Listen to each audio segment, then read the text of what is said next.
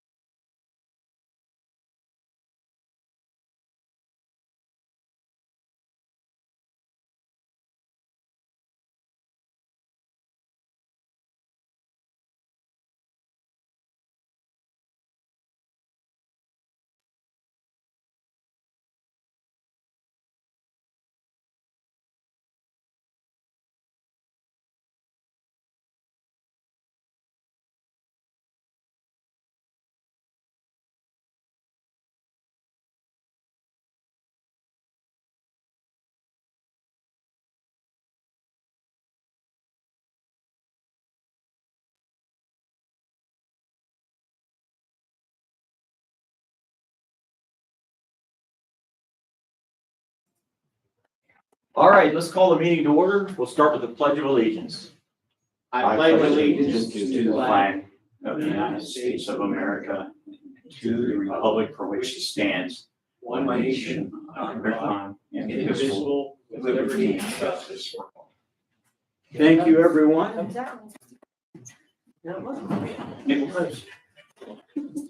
Unfinished business or correspondence, Karen? I don't have any. Clearly, no. Okay. We're looking for a motion to approve the minutes of the meeting dated September 27th, 2022 as presented.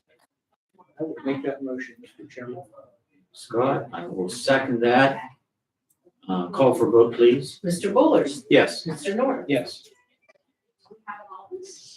We're looking for a motion to approve invoices in the amount of $598,342.14 for the period September 24th through October 7th, 2022. So moved. You second that. We'll call for a vote on that, please, Karen. Mr. Bullers, Yes. Mr. North. Yes. Looking for a motion that the actual gross payroll in the amount of $273,451.81 be approved for payment for the period September 11th through September 24th, 2022. So moved. I'll second that. And we will call for vote, please. Mr. Bullers, Yes. Mr. North. Yes. We're looking for a motion to adopt a resolution authorizing the treasurer's office to open a checking account for the purpose of conducting business for the county. The name of the account shall be Jefferson County Sinking.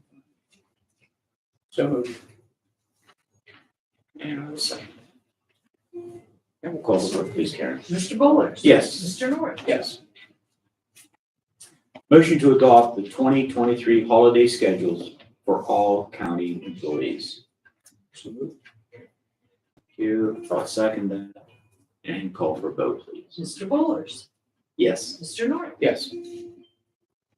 We are looking for a motion to proclaim the month of October 22nd, October 2022, as Breast Cancer Awareness Month in Jefferson County. So moved.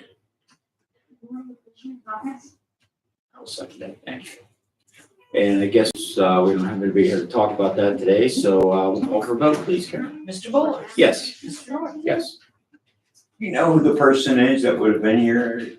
Trained all over, we don't know it. Yeah, Jeff brought it to my attention.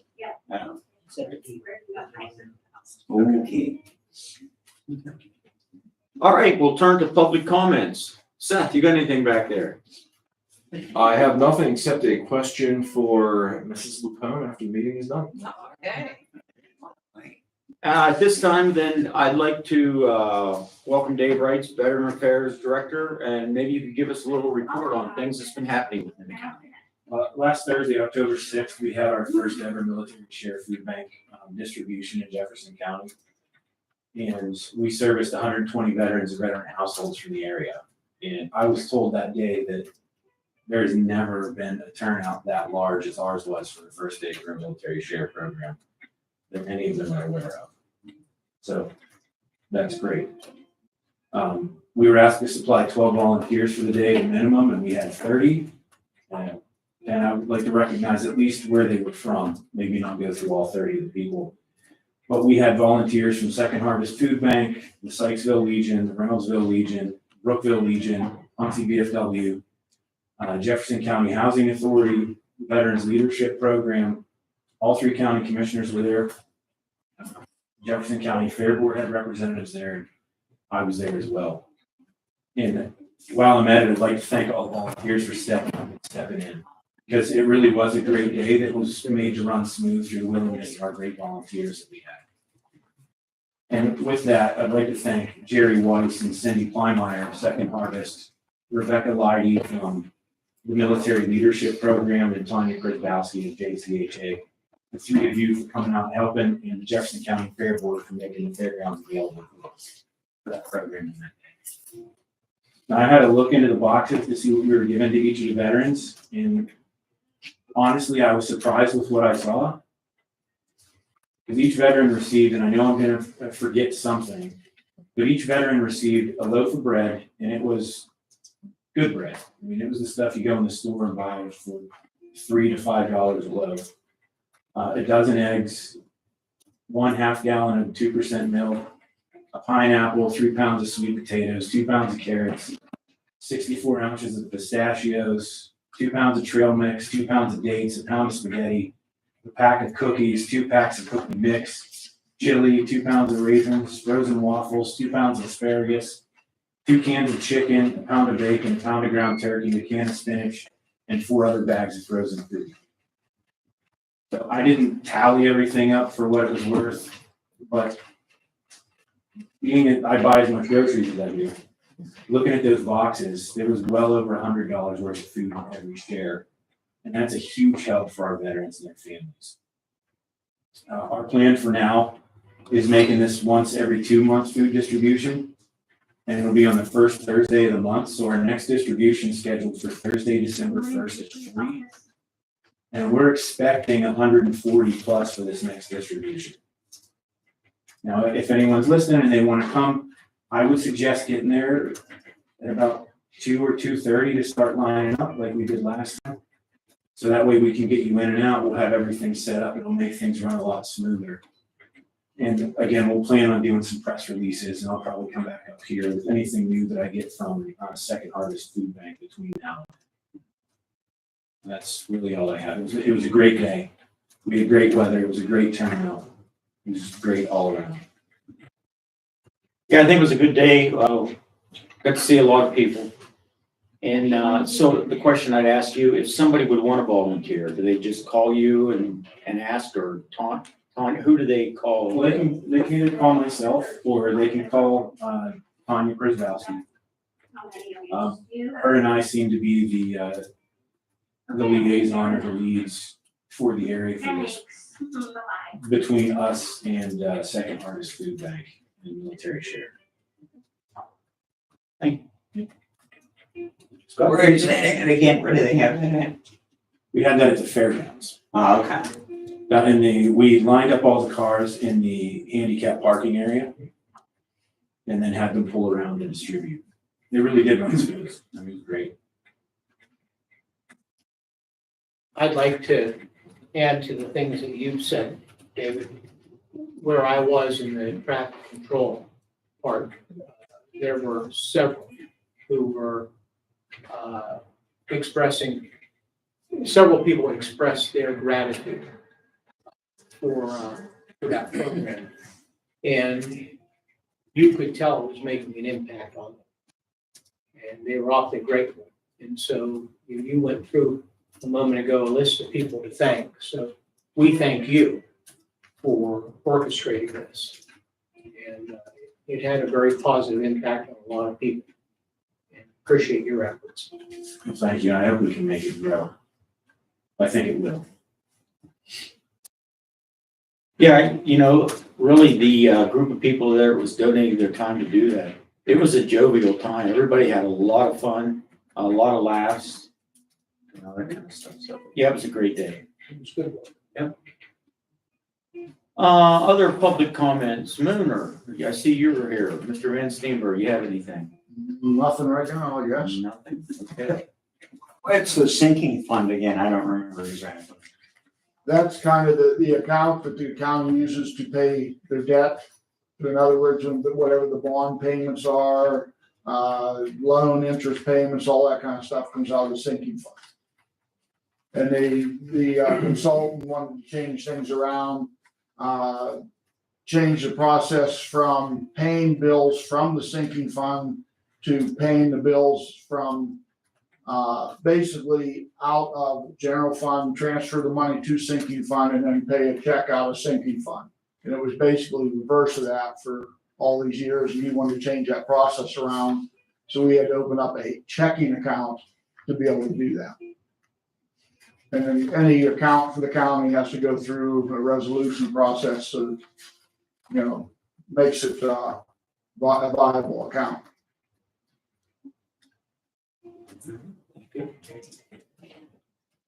All right, we'll kind of close the public comments, and of course, the press Any other questions coming up that you would like to address?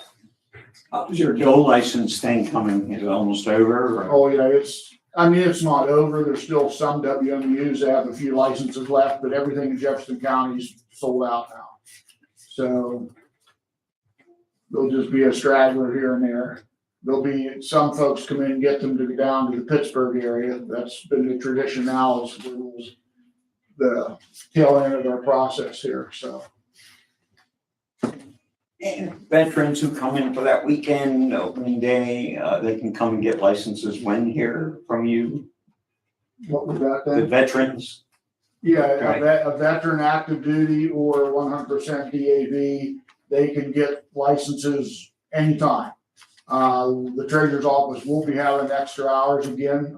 I don't have the date in front of me, but it'll be the Friday after Thanksgiving from 2 to 4. We'll then have extra hours at the time for some of the vets that can't, a lot of those guys, they don't know, and Scott can probably ascertain, they don't even know that maybe 2 or 3 days ahead of time that they can get those days off. They ask for it, and then depending on what their commanders say and whatever they think they need to do or whatever, they don't even know the last minute they can get them, but they can come in and we'll be able to issue them their no licenses. That's right. You might think you're getting home Tuesday, but you don't get home till Friday. We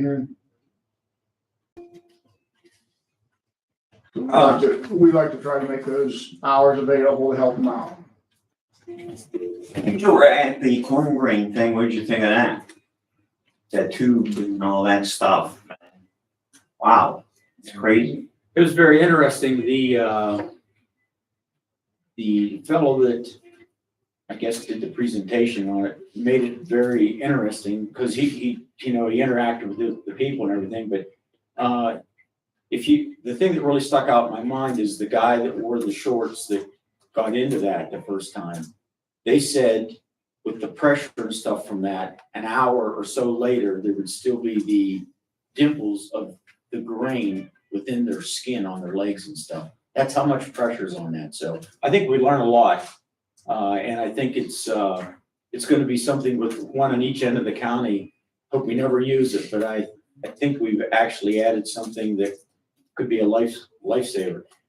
The one thing else that I thought was interesting is a person that was submerged in grain for over 3 hours. They rescued and he was alive. So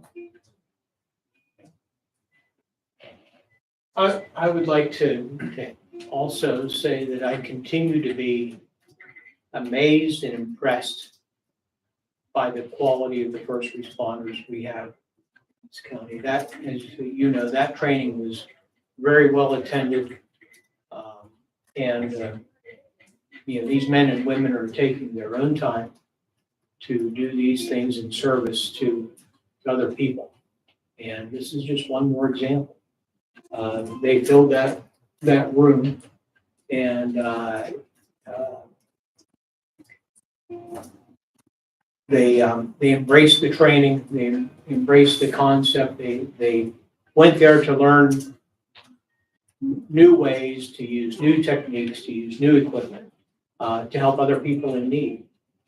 And we're so very blessed and fortunate to have first responders. One more example of how critical they are. They're behind the scenes until there's an emergency. They are there. And anyone who has an interest in helping or supporting them, especially young people who have a growing heart for that, I suggest reach out to your local fire department and see what you can do to help out. They can use it. And Alex climbed all the way to the top for the first time ever. We're so excited. It's pretty shaky up there. I wasn't sure about it. I didn't try. I helped her. It wasn't. I didn't push her over there. Terrible. Next time you're in. I probably should have, but it won't be a next time. So you already got him. Too late. Refresher training. any other questions? No? All right, well then we will entertain a motion to adjourn the meeting. Make that motion. And I will second it. Call for the vote, please. Mr. Bullard, Yes. Mr. Miller. Yes. Thank you, everybody, for coming. Larry, you ever see those like 100-foot silos? Used to be more prevalent out at the farm. Right. You know why there's seats like four times on the way up?